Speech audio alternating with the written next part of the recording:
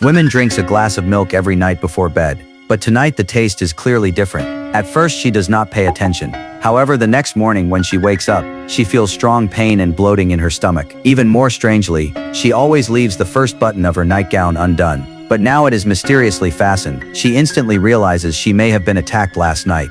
The frightened Daisy tells her doctor brother immediately. After examining her, he finds that she has indeed been assaulted. So her brother secretly begins to collect clues, determined to catch the real culprit himself. But aside from a handkerchief on the windowsill and an open window, he finds nothing else. However, one day, when he comes home, he suddenly notices a suspicious man reflected in the door and window. And just yesterday, when Daisy left the restaurant, that man pretended to pass by at the perfect moment. Clearly this behavior makes the brother suspicious, so he tells Daisy about his doubts. But Daisy thinks it is impossible, and says that Alan is only her co-worker, although he has had a crush on her for a long time. He has never done anything inappropriate. The brother still does not feel relieved, so he asks Daisy to find a chance to bring him Alan's discarded chewing gum for a DNA test. However, every time she tries to pick up the gum, she is always one step too late. With no other choice, Daisy makes an excuse to invite Alan to dinner, because she knows most men chew gum after meals. In this way, she successfully gets the sample, but the test results show Alan is not the culprit.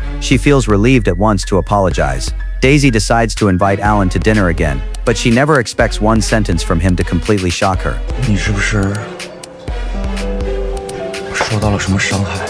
After hearing this, Daisy becomes nervous instinctively. She immediately asks Alan how he knows about her situation. It turns out that although Alan seems quiet, he is actually very smart. From small details, he already guessed Daisy had a hidden purpose.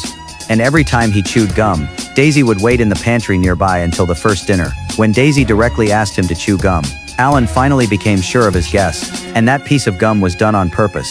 Putting everything together, Alan realizes she must be facing something hard to talk about, but he tells her no matter what has happened to her, his feelings for her will not change. After hearing this, Daisy can no longer hold back, and tells him everything. Alan immediately says he will help her find the attacker. The next day, they go to the apartment complex together to investigate. Based on the earlier clues, Daisy suspects the attacker climbed in through the window. But when Alan sees the broken and loose drain pipe, he feels this is not possible. If the attacker really left through the window, then the handkerchief would not have been left unseen.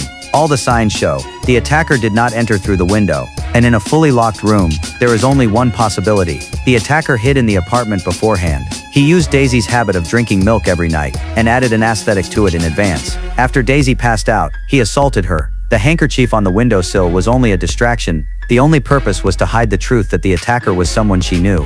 So they decide to check the security cameras. But unexpectedly, on the day of the incident, only Daisy's brother had visited her.